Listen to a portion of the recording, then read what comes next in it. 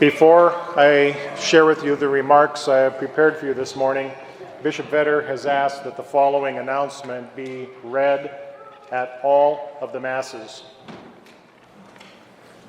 As Catholics, we treasure life as a precious gift from God and recognize our sacred duty to nurture and protect every human life from the moment of conception through natural death. We believe each person is a unique and unrepeatable masterpiece of God's creation, endowed with infinite dignity. Recognizing this dignity informs our understanding of the basic rights and protections to which we are all entitled. When those rights are threatened, the Church must speak up with clarity and boldness. On May 3rd, Bishop Jeffrey Fleming and Bishop Emeritus Michael Warfel of the Diocese of Great Falls Billings and Bishop Austin Vedder of the Diocese of Helena jointly released a letter and video. Their message calls for a defense against the threat posed by Constitutional Initiative 128.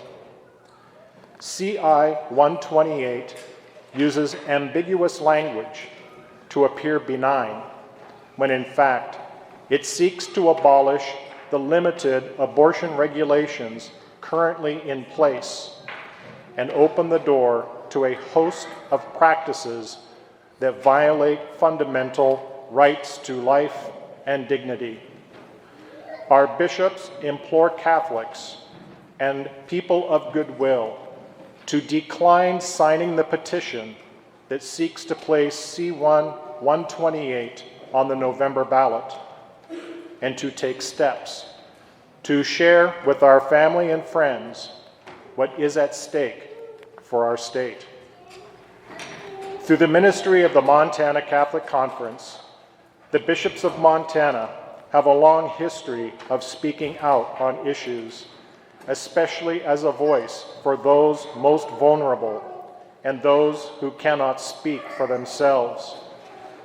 This is the appropriate voice of the Church in public affairs, not endorsing a candidate or party, but focusing on issues of grave importance to our Church, our state, and our people, along with including fitting intercessions during the prayers of the faithful and the opportunity for special masses.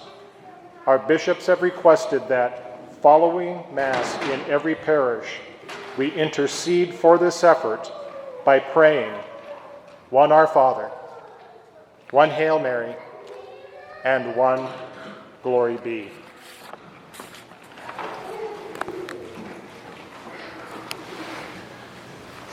I find today's gospel to be among the most consoling of all the gospel narratives because of the particular words that Jesus Christ speaks to us.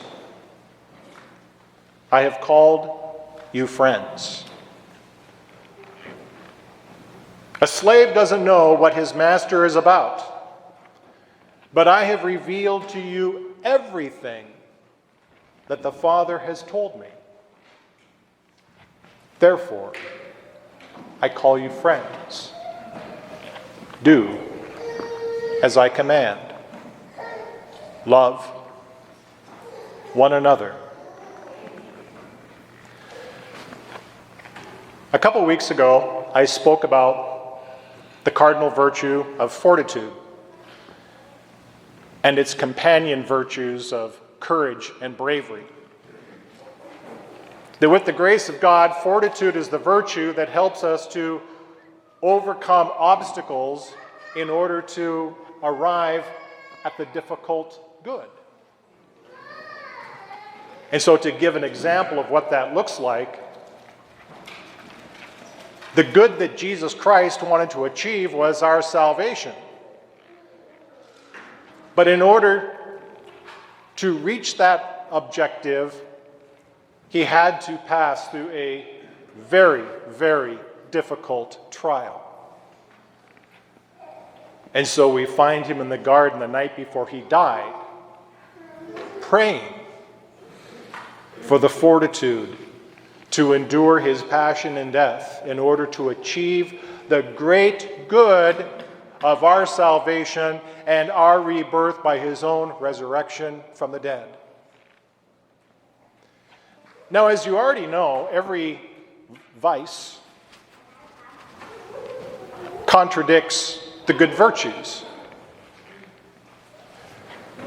And one of the most dangerous vices to our Christian faith, our Christian life, our friendship with Jesus Christ is the capital sin of sloth.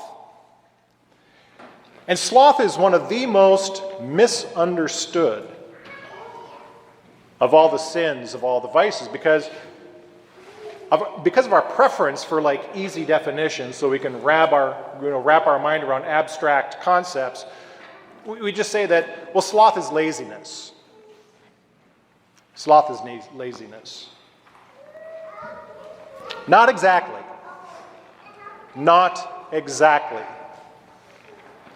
Because if that's our understanding of sloth, then we're sitting ducks for the devil. He has us exactly where he wants us. Now, granted, sloth can include laziness. But here is the definition of sloth as it needs to be correctly, clearly, and properly understood. First of all, sloth is not really the best word. We need to call this vice by its appropriate technical name: acedia. And from the earliest centuries of the church, this vice, this sin of acedia, has been known and called the noonday devil. The noonday devil. And it has vexed Christians for 2,000 years. So what is acedia? What is the nature of the noonday devil? Well, we look at all the good desires in our heart, right? Jesus Christ, as our Creator, filled our heart with all kinds of good desires that can only be fulfilled in Him.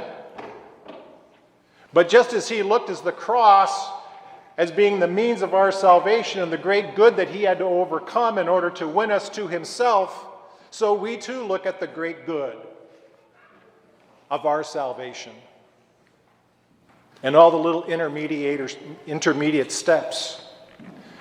But we see difficulty. And how acedia operates is that when we recognize the great good and our heart's desire for that great good, but we perceive the difficulty, we become sad. So it all begins with a feeling: sadness. Can you imagine that?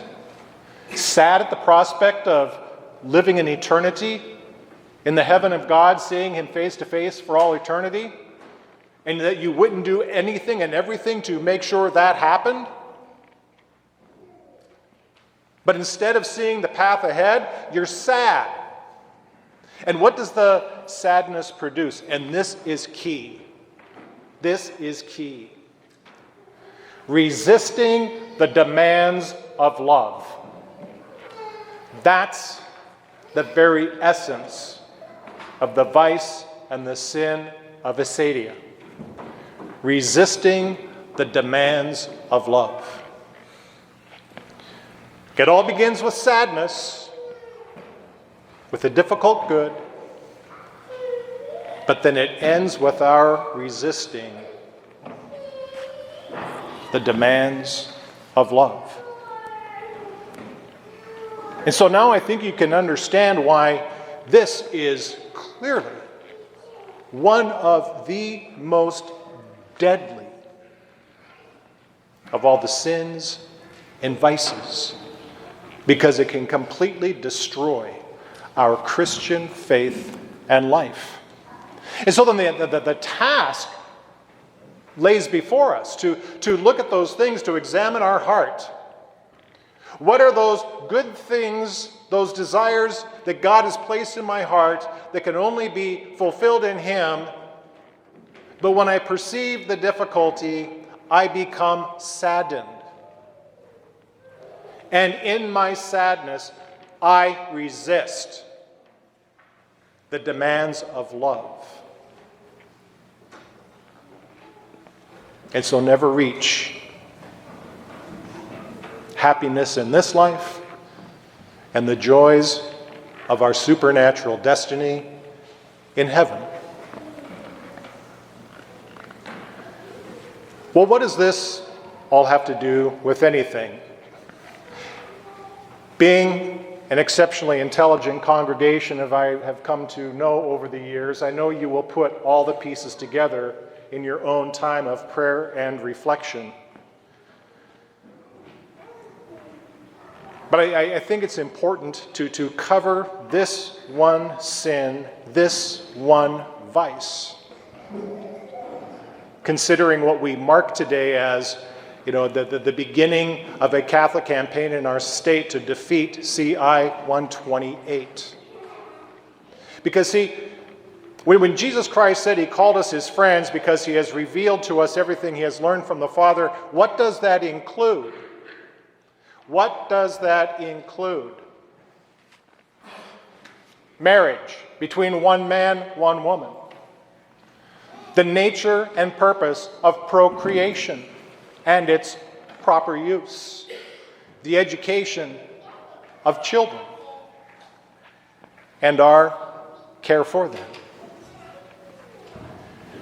It includes all these things. And sometimes, when we look at these things in terms of ideals, we can convince ourselves that they're too difficult for us to achieve. And so we compromise and we resist love. And who suffers for our cowardice? The unborn, don't they? So, if someone can say something better than you, you should give them the microphone. And so this is how I'm going to conclude. I'm going to share with you some remarks made by St. Teresa of Calcutta 30 years ago. If you recall, 30 years ago, our nation's Congress invited Mother Teresa to come to Washington, D.C. and address the National Prayer Breakfast. And there she is, in front of the President, the Vice President, the Cabinet, Congress, the Senate, the power brokers of our nation's capital. And among the many things she said, she also said this: "And God loved the world so much that He gave His Son." It was a giving. God gave His Son to the Virgin Mary. And what did she do with Him? As soon as Jesus came into Mary's life, immediately she went in haste to give that good news. And as she came into the house of her cousin, Elizabeth, Scripture tells us that the unborn child, the child in the womb of Elizabeth, leapt with joy, while still in the womb of Mary. Jesus brought peace to John the Baptist, who leapt for joy in the womb of Elizabeth. The unborn was the first to proclaim the coming of Christ. And as if that were not enough, God the Son became one of us to bring us peace and joy. While still in the womb of the Virgin Mary, Jesus also died on the cross to show that greater love. He died for you and me. It hurt Jesus to love us. We have been created in His image for greater things, to love and to be loved. But I feel that the greatest destroyer of peace today is abortion, because it is a war against the child, a direct killing of the innocent child, murder by the mother herself. And if we accept that a mother can kill even her own child, how can we tell other people not to kill one another? How do we persuade a woman not to have an abortion? As always, we must persuade her with love, and we remind ourselves that love means to be willing to give until it hurts. Jesus gave even his life to love us. So the mother who is thinking of abortion should be helped to love, that is, to give until it hurts her plans or her free time, to respect the life of her child. The father of that child, whoever he is, must also give until it hurts. By abortion, the mother does not learn to love, but kills even her own child to solve her problems. And by abortion, that father is told that he does not have to take any responsibility at all for the child he has brought into the world. The father is likely to put other women into the same trouble. So abortion just leads to more abortion. Any country that accepts abortion is not teaching its people to love, but to use violence to get what they want. This is why the great destroyer of love and peace is abortion.